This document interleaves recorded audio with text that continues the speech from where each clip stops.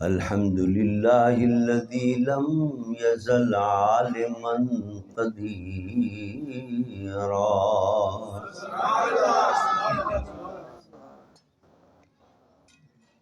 حیا قیوما سمیعا بصیرا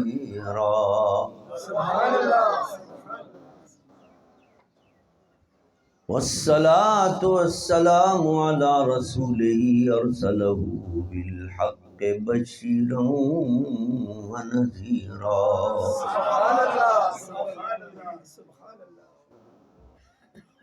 وعلى آله وأصحابه كثيرا كثيرا أما بعد فأعوذ بالله من الشيطان الرجيم بسم الله الرحمن الرحيم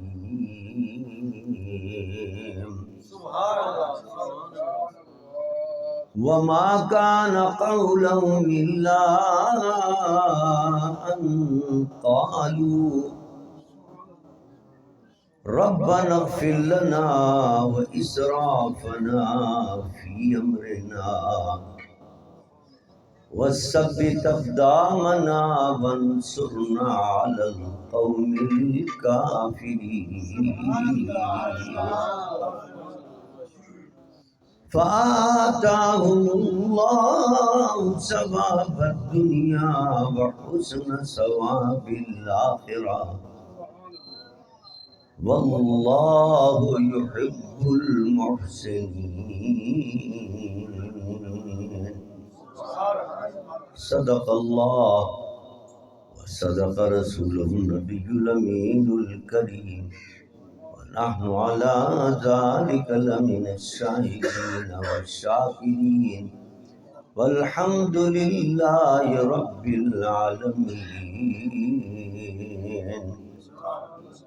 ان اللہ وملائکتہ یصلون علی النبی یا ایھا الذین آمنوا صلوا علیہ وسلموا تسلیما اللہم صل علی سیدنا ومولانا محمد وعلی آل سیدنا ومولانا محمد بعدد كل ذرة مئة ألف مرة بلند آواز درود شریف پڑھ لی الصلاة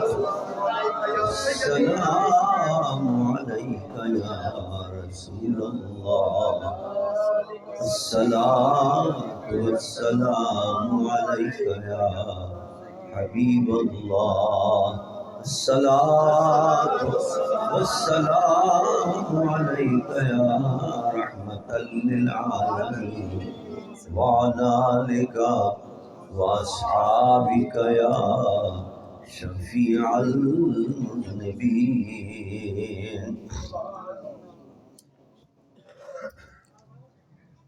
حمد و صلاۃ کے بعد نہ معلوم کتنے سالوں سے برس ہاں برس سے یہاں اس گاؤں میں میلاد مصطفیٰ صلی اللہ علیہ وسلم کی محفل میں شرکت کے لیے آنا ہو رہا ہے۔ جب بھی آتے ہیں پتہ چلتا ہے کہ آج فلاں رخصت ہو گیا، آج فلاں رخصت ہو گیا، آج فلاں رخصت ہو گیا۔ ہمارے اعظم صاحب تھے وہ بھی رخصت ہو گئے، اور آج ہم جن کے سالانہ ایصال ثواب کے لیے بیٹھے ہوئے ہیں، ہمارے راؤ جمیل صاحب بھی رخصت ہو گئے دنیا سے۔ جانے والے جا رہے ہیں، لائن لگی ہوئی ہے، ہماری باری بھی آنی ہے، ایک نہ ایک دن ہمیں اور آپ کو بھی جانا ہے۔ لیکن یہ محفلیں اس لیے سجائی جاتی ہیں کبھی سویم کی، کبھی برسی کی، کبھی چہلم کی، کبھی 10ویں کی، کہ جانے والے کی موت کو دیکھ کر اپنی موت کو ہم تازہ کر رہے ہیں، اپنی موت کو یاد کر رہے ہیں کہ وہ تو چلا گیا، جانا ہمیں بھی ہے، ہم نے کوئی تیاری کی ہے؟ یہ بڑے دھوم دھام سے ہمارے راؤ جمیل صاحب یہ محفل سجایا کرتے تھے، کئی دن پہلے لگ جاتے تھے جناب تیاریوں کے اندر، کبھی اس کو دعوت دے رہے ہیں، کبھی اس کو دعوت دے رہے ہیں، کبھی دوستوں کو بلا رہے ہیں، کبھی ساتھیوں کو بلا رہے ہیں، انتظامات میں لگے رہتے تھے۔ یہ دینی کام آج ان کے قبر میں کام آ رہے ہیں، نمازیں پڑھی وہ ان کے قبر میں کام آ رہے ہیں۔ دینی کام آدمی چھوڑ جائے لیکن دنیا میں اتنا منہمک ہوتا ہے آدمی کہ اس کو یاد ہی نہیں رہتا۔ میرے تقریر کے دوران کوئی صاحب نہ اٹھے، کوئی صاحب نہ اٹھے، تقریر کے دوران بیٹھے رہے آرام سے۔ تو دنیا میں ہم اتنے منہمک ہوتے ہیں کہ ہمیں آخرت یاد ہی نہیں رہتی کہ کوئی انتظام وہاں کا بھی کر لیں، صاحب گھر بنانا ہے، کوٹھی بنانی ہے، اور صاحب ہمیں پیسے جمع کرنے ہیں، 1 مربع خرید لیا، 2 مربع اور خریدنے ہیں، 3 مربع اور خریدنے ہیں۔ جب آنکھ بند ہوگی نا سارے مربع ہی رہ جائیں گے، یہ زمینیں بھی ہی رہ جائیں گی، مکان بھی رہ جائے گا، ہاں جو محفل سجائی تھی وہ ساتھ جائے گی، جو لوگوں کو لنگر کھلایا تھا وہ ساتھ جائے گا، جو نمازیں پڑھی تھی مسجد میں وہ ساتھ جائیں گی، جو مسجد بنائی تھی وہ ساتھ جائے گی۔ ایک زمانہ تھا مسجد ایسی بالکل بوسیدہ ہوتی تھی جب میں آتا تھا، کسی زمانے میں، اب کتنے ساتھی ہیں جنہوں نے یہ مسجد بنائی ہے، اب وہ نہیں بھی ہوں گے دنیا میں، جب تک یہاں نماز پڑھتے رہیں گے لوگ ثواب تو ملتا رہے گا۔ آج ماشاءاللہ ان کی سالانہ برسی کا ہمارے راؤ صاحب کے بچوں نے، راؤ عتیق صاحب نے، راؤ شفیق صاحب نے اور راؤ رفیق صاحب نے محفل سجائی ہے۔ مجھے یقین ہے انشاءاللہ جس طرح وہ محبت سے سجاتے تھے یہ ہر سال اسی طرح سجاتے رہیں گے انشاءاللہ، تاکہ ان کی روح بھی خوش ہو اور ان کی قبروں کا بندوبست بھی ہو جائے انشاءاللہ۔ دیکھیے، اور اگر گناہ ہو جائے نا، گناہ تو ہوتا ہے نا آدمی سے، آخر گناہوں کا پتلا ہے آدمی، تو یہ بھی کیسی نعمت اللہ نے عطا کی ہے کہ توبہ کر لو، استغفار کر لو، پاک ہو کر پھر قبر کے اندر جاؤ۔ قرآن پاک کی جو میں نے آیت تلاوت کی، اللہ فرماتا ہے وَمَا كَانَ قَوْلَهُمْ إِلَّا أَن قَالُوا، ان کا قول نہیں ہے مگر یہ، وہ یہ کہتے ہیں، اللہ ان کی اس بات کو پسند کر کے نقل کر رہا ہے کہ جو یہ کہتے ہیں، کیا کہتے ہیں، رَبَّنَا اغْفِرْ لَنَا وَإِسْرَافَنَا فِي أَمْرِنَا وَثَبِّتْ أَقْدَامَنَا وَانصُرْنَا عَلَى الْقَوْمِ الْكَافِرِينَ۔ اللہ فرماتا ہے جو یہ کہتے ہیں نا، تو یہ کہا کرتے تھے، کیا کہا کرتے تھے، ربنا، اے اللہ ہمیں بھی بخش دے، اے اللہ ہمارے گناہوں کو معاف کر دے، اور ہم سے جو زیادتیاں ہوئی ہیں زندگی کے اندر، جو اسراف کیا ہم نے، اللہ وہ ہماری زیادتیاں بھی معاف فرما دے، اور ہمیں ثابت قدمی عطا فرما۔ یعنی ہم گناہ کرتے ہیں پھر توبہ کر لیتے ہیں لیکن پھر وہ گناہ ہو جاتے ہیں، اے اللہ ہمیں دین پر اور نیکیوں پر، اور جو توبہ ہم نے کی ہمیں اس پر استقامت عطا فرما، وثبت اقدامنا، اور ہمیں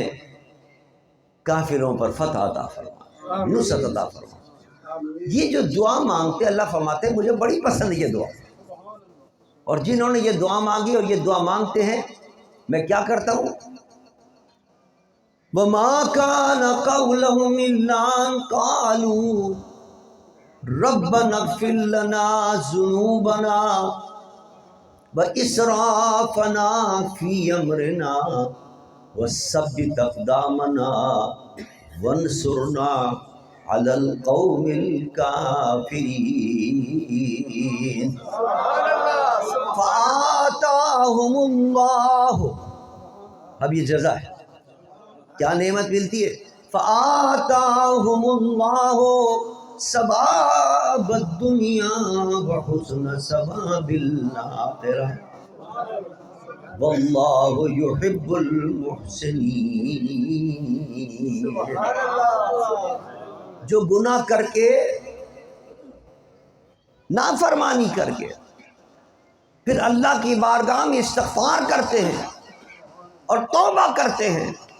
اور اس توبہ پر استقامت کی اللہ سے دعا بھی کرتے رہتے ہیں، فآتاہم اللہ ثواب الدنیا، اللہ فرماتا ہے میں دنیا میں بھی ان کو بہترین انعام سے نوازتا ہوں اور آخرت میں بھی بہترین اجر عطا کرتا ہوں۔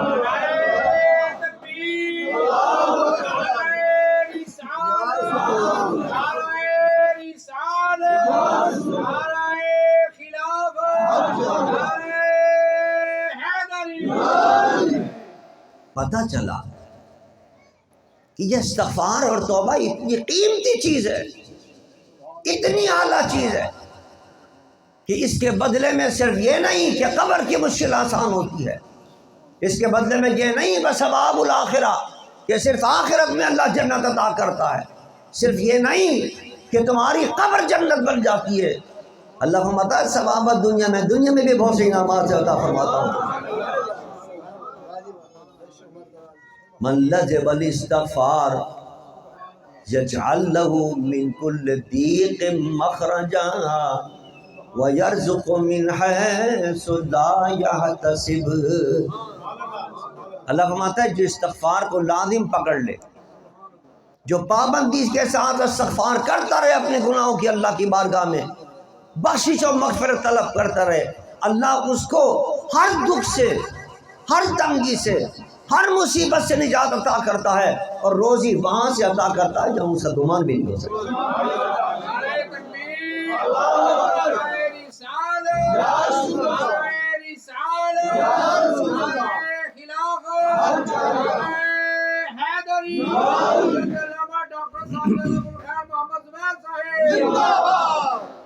لہذا اگر کسی کی دنیا کی کوئی مشکل ہے، کوئی پریشانی ہے،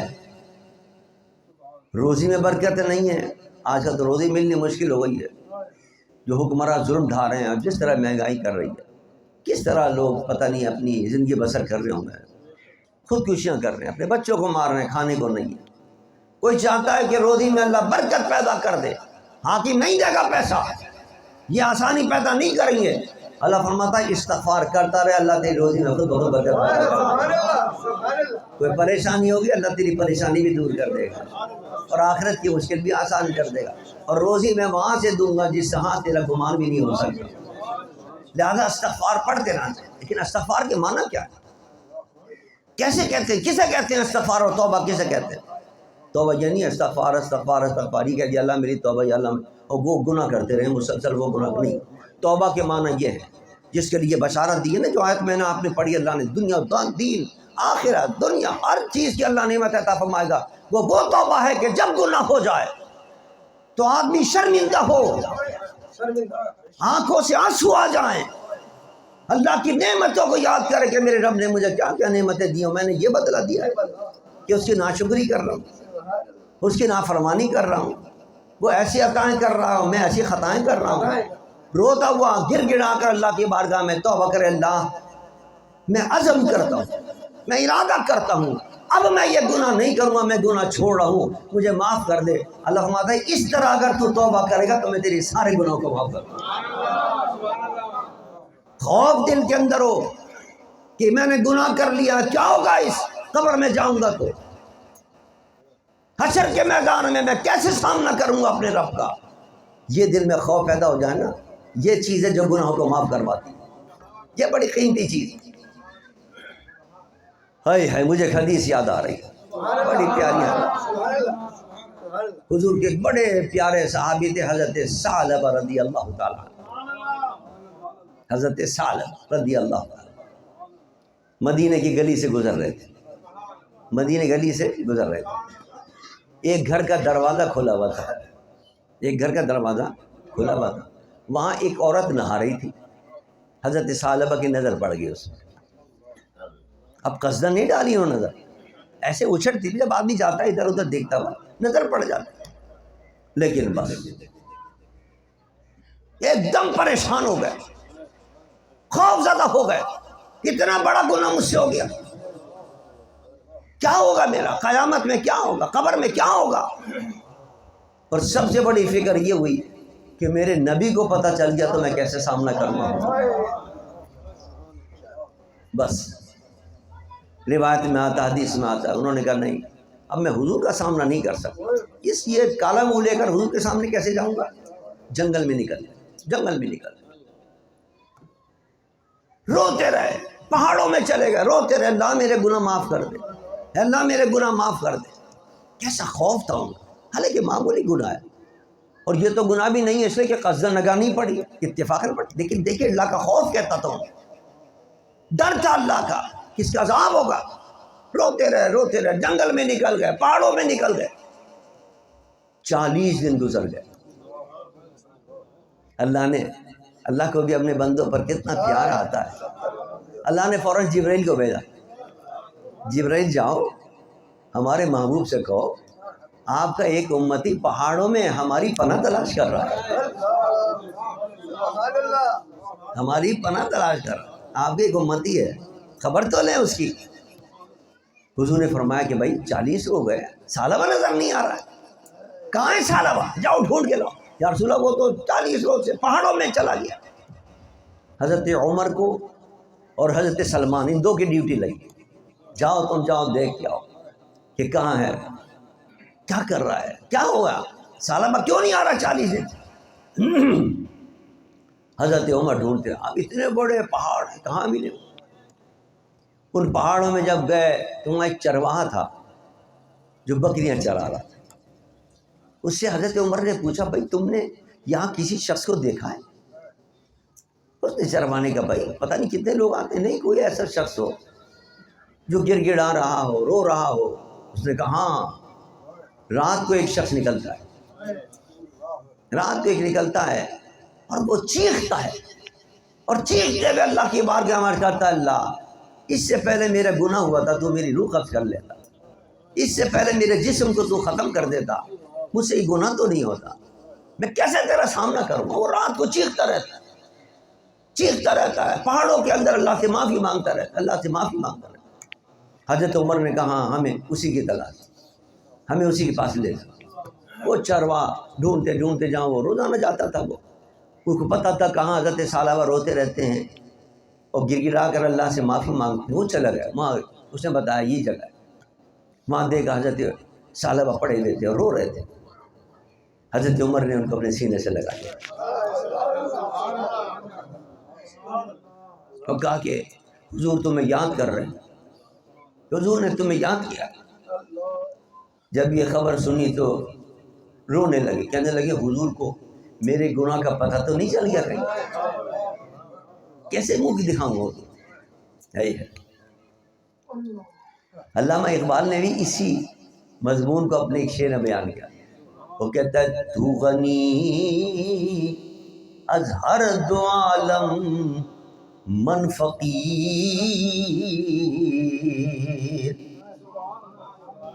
تو غنی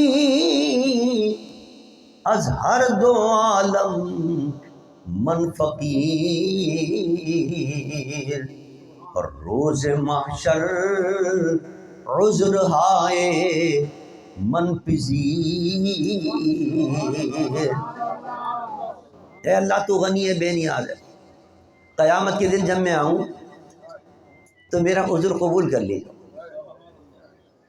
میرا عذر قبول کر لیجو، میرے گناہ معاف کر دیجو۔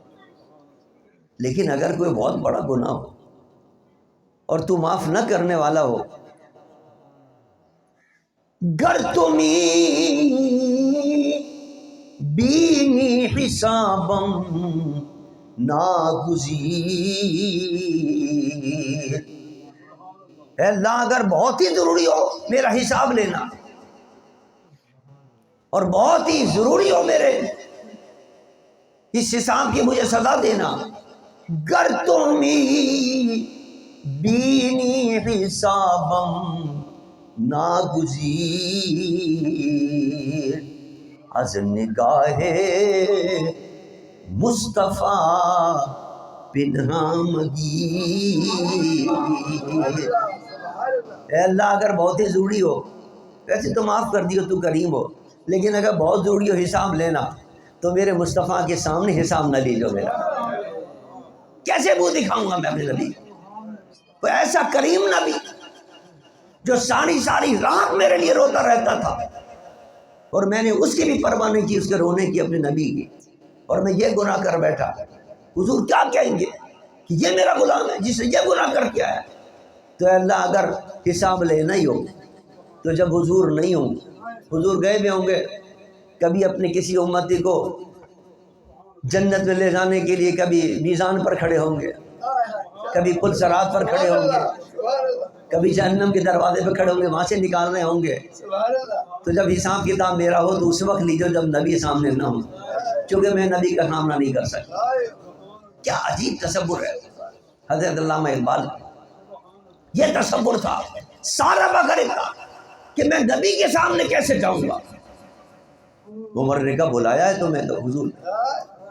چلو، انہوں نے کہا اچھا ایک شرط پہ چلتا ہوں، جب نبی نماز پڑھ رہے ہو نا اس وقت مجھے لے کے جانا، حضور نماز میں مصروف ہوں گے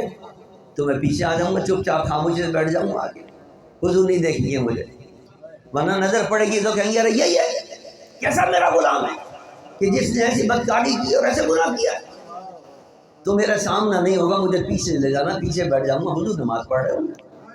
لے گئے، ان کا چلو تمہاری شرط منظور ہے، چلے گئے جناب، حضور نماز ادا فرما رہے، امامت فرما رہے، سارے صحابہ نماز پڑھ رہے، پیچھے لے جا کر حضرت عمر نے بٹھا کے سالبہ بھی نماز پڑھنے میں مصروف ہو۔ حدیث میں آتا ہے جب نماز ختم ہوئی سرکار نے فرمایا عمر سالبہ کہاں ہے؟ سالبہ کو لائے،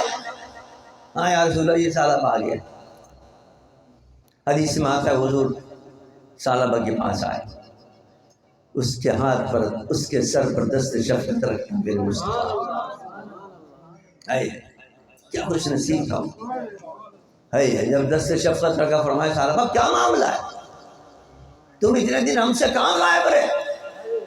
یعنی وہ صحابی جس کو ایک لمحے چین نہیں آتا تھا حضور کو دیکھ کے بغیر، سالبہ اتنے دن ہو گئے ہماری محفل میں نہیں آئے تو اسے کہتے ہیں محبت، اسے کہتے ہیں عشق۔ محبوب کو بھی پتا ہوتا ہے یہ میرا محب ہے، اس کو تو چین نہیں آتا، 3 دن بھی آرام نہیں آتا کہ کیسے 40 روز آیا بڑا۔ آج ہم سے محبت کرنے والے کہتے پیر سے بڑی محبت ہے، عرس میں بھی نہیں جاتے، عرس میں بھی نہیں آتے، حالانکہ اب تو قریب میں عرس ہو رہا ہے یہاں محمود آباد کے اندر، چلو حیدرآباد دور ہوتا ہے نہ جناب، عرس میں کہتے ہیں سب ہمیں بڑی محبت۔ محب تو وہ ہوتا ہے، عاشق تو وہ ہوتا ہے جو اپنے محبوب سے ایک لمحے کی جدائی کی برداشت نہیں کر سکتا، چیز آئے کہ سال کے اندر بھی نہ آئے۔ حضور نے فرمایا سالبہ 40 دن سے آئے ہو، 40 دن سے نہیں آئے ہمارے پاس، ہمیں دیکھ لیں، ہماری زیارت کر لیں۔ یا رسول اللہ مجھ سے بہت بڑا گناہ ہو، مجھے شرم آ رہی تھی آپ کا سامنا میں کیسے کروں، اس لیے میں آپ کے بارگاہ میں نہیں آیا۔ حضور نے فرمایا کہ میں تمہیں ایک ایسی دعا نہ بتا دوں جس کو پڑھو گے تو اللہ تمہارے سارے گناہ معاف فرما دے۔ سالبہ یا رسول اللہ بتائیے بہت بڑا گناہ ہوا، آپ نے بھائی یہ پڑھا کرو ربنا آتنا فی الدنیا حسنہ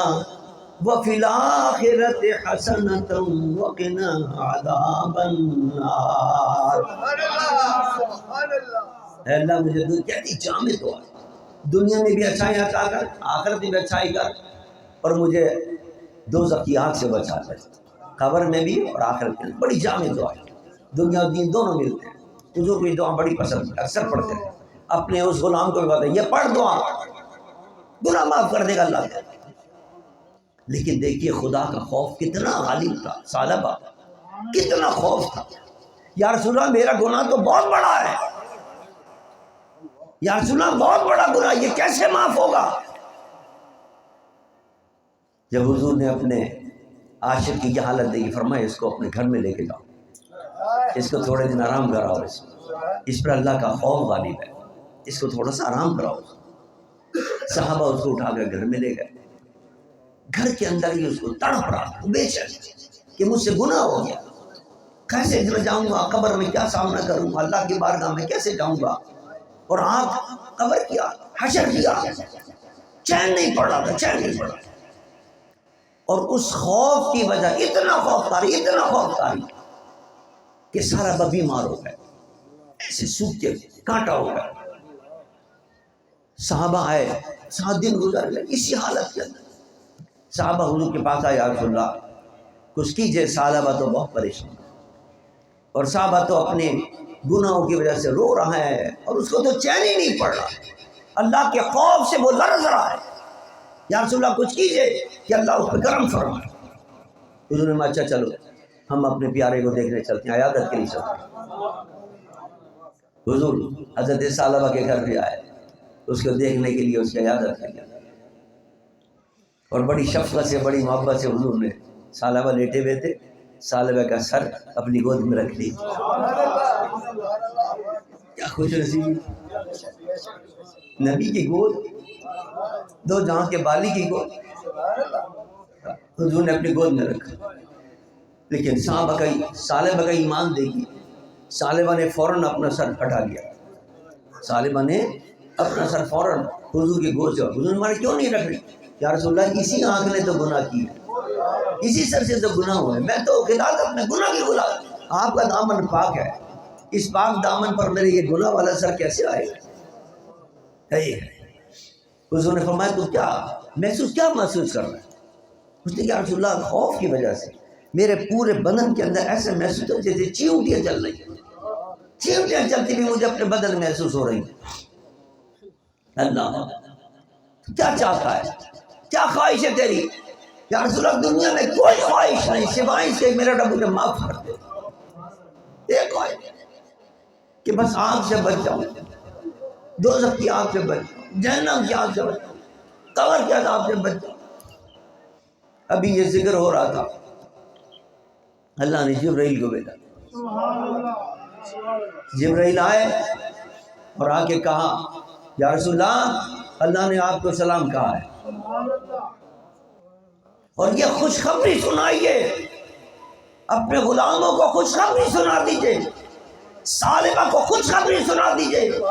اللہ فرماتا ہے کہ جو زمین بھر کر بھی اگر گناہ لے کر آئے گا، سچے دل سے توبہ کرے گا، میں زمین بھر کر رحمتوں کے ساتھ اس کو ملوں گا۔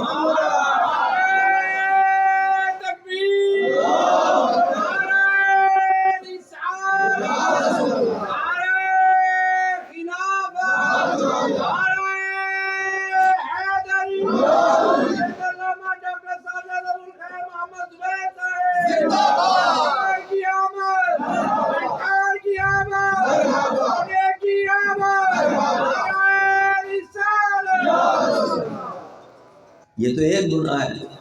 زمین بھر کر گناہ، ایک نہیں، دو نہیں، 50 نہیں، کروڑوں نہیں، اربوں نہیں، فرمایا زمین بھر کر بھی گناہ لے کر آئے گا تو میری رحمت بڑی وسیع ہے، اس کو معاف کر دو۔ اللہ نے جب یہ خوشخبری مصطفیٰ کو سنائی، اور میرے مصطفیٰ نے جب یہ خوشخبری ثعلبہ کو سنائی، تو ثعلبہ نے خوشی کے اندر اپنی جان آخری کی سپرد کر دی، اسی وقت اس کا انتقال ہو، اسی وقت مثال ہو ثعلبہ کا، کہ بس یہی میری امید تھی اور یہی میری آرزو تھی کہ اللہ میرے گناہوں کو معاف کر دے، اور اس سب نے میرے گناہوں کو معاف کر دیا۔ عزیزان من، یہ وہ خوف ہے کہ انسان کے دل میں پیدا ہو جائے تو اللہ سارے گناہ معاف فرما دیتا ہے، ایک نہیں، 2 نہیں، 10 نہیں۔ لیکن ہائے افسوس ہے کہ ہمارا عالم ہے، صبح سے لے کے رات تک گناہ کرتے ہیں، پھر بھی خیال نہیں آتا قبر میں جانا ہے، پھر بھی خیال نہیں آتا ہم اپنے رب کو ناراض کر رہے ہیں، پھر بھی خیال نہیں آتا کہ کتنا کریم رب ہے، کتنا رحیم رب ہے، کیسی کیسی نعمتوں سے اسے نوازا ہے، اور ہم پھر بھی اس کی نافرمانی کرتے۔ اور آپ دیکھیے ہم تو گناہ کرتے اور پھر نہیں ڈرتے۔ ایک وہ اللہ کے بندے ہیں جن کو میرے مصطفیٰ نے جنت کی بشارت دے دی ہے، وہ بھی گناہوں سے درز رہے۔ حضرت ابوبکر صدیق کوئی معمولی حضور کے ساتھ چلنے والے، حضور کے ساتھ رہنے والے، جن کی حضور نے فرمایا ابوبکر تو جنتی جنت میں جائے گا، اور ایک نہیں، فرمایا جنت کے 8 دروازے ہیں، 8 دروازوں سے جس کو پکارا جائے گا وہ ابو بکر صدیق ہوگا۔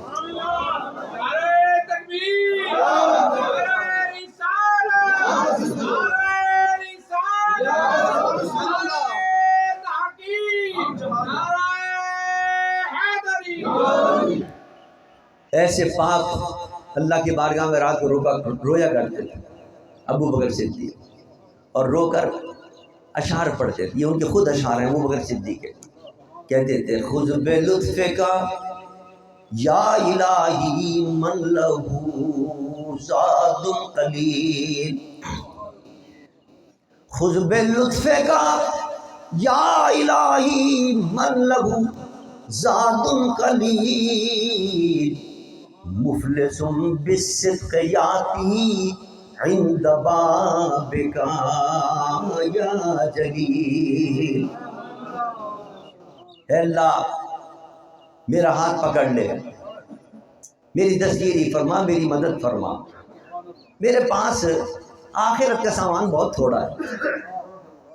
آخرت کا سامان سفر میں جاتے ہیں نا، یہاں سے اگر آپ حیدرآباد بھی جائیں، بہت سے ساتھی آتے ہیں عرس کے اندر کہ بھائی 1 دن رکنا ہوگا، 2 دن رکنا، 1 جوڑا رکھ لیں، مسواک رکھ لیں ساتھ میں،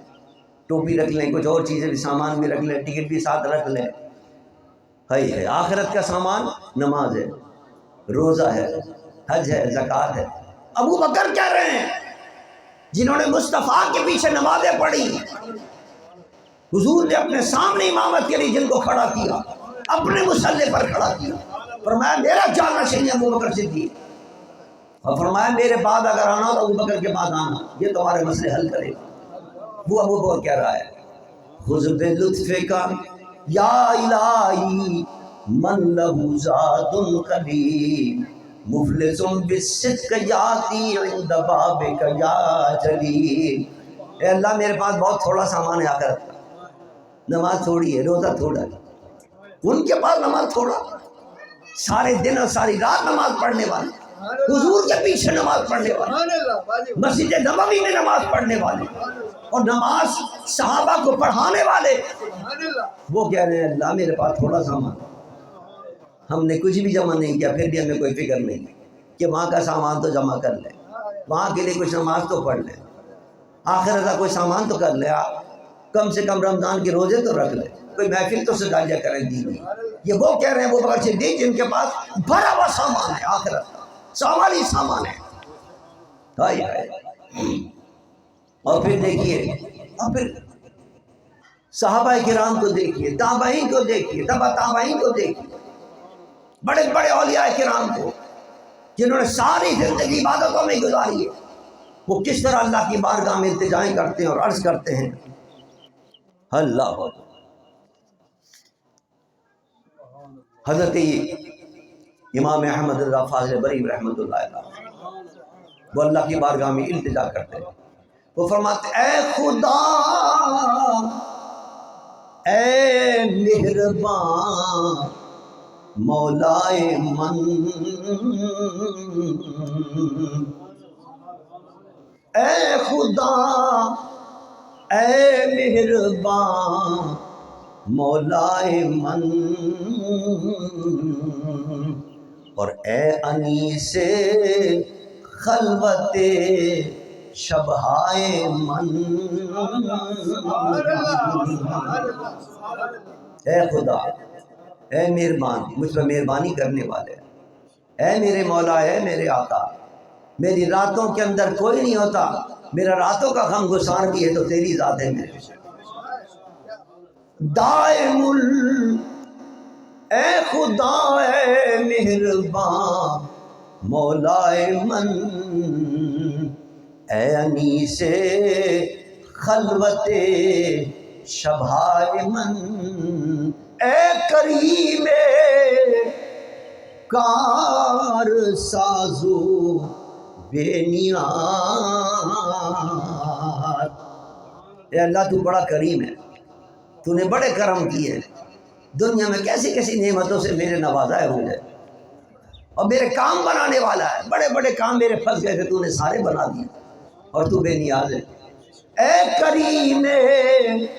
کار سازو بے نیاز دائم الاحسان شہ بندہ نواز۔ اے اللہ ہمیشہ تو نے احسان کیا ہے، ماں کی پیٹ سے لے کر اب تک احسان کیا ہے، اب میں قبر میں جا رہا ہوں اب بھی احسان فرمائیے میرا۔ تو ہمیشہ احسان کرنے والا ہے، زندگی کے قدم قدم پر تو نے احسان کیے، ایک ایک لمحے تو نے احسان کیا ہے۔ اے اللہ اب قبر میں کون احسان کرنے والا ہوگا، وہاں بھی تو یہ احسان فرمائیے۔ ما خطا عارم تو بخشش کنی نعرہ انی غفور میں زنی۔ اے اللہ میں نے جتنے گناہ کیے وہ سارے معاف کر دی، اے اللہ جتنی میری خطا ہے وہ سب درگزر فرما دی، میں سچے دل سے توبہ کرتا ہوں میرے گناہوں کو معاف کر دے۔ کیوں؟ کیونکہ تو نے خود قرآن میں کہا ہے انی انا الغفور الرحیم، میں گناہوں کو معاف کرنے والا ہوں۔ جب تو نے اعلان کیا ہے کہ میں معاف کروں گا تو میں معافی مانگنے آیا ہوں، میرے گناہوں کو معاف فرما دے۔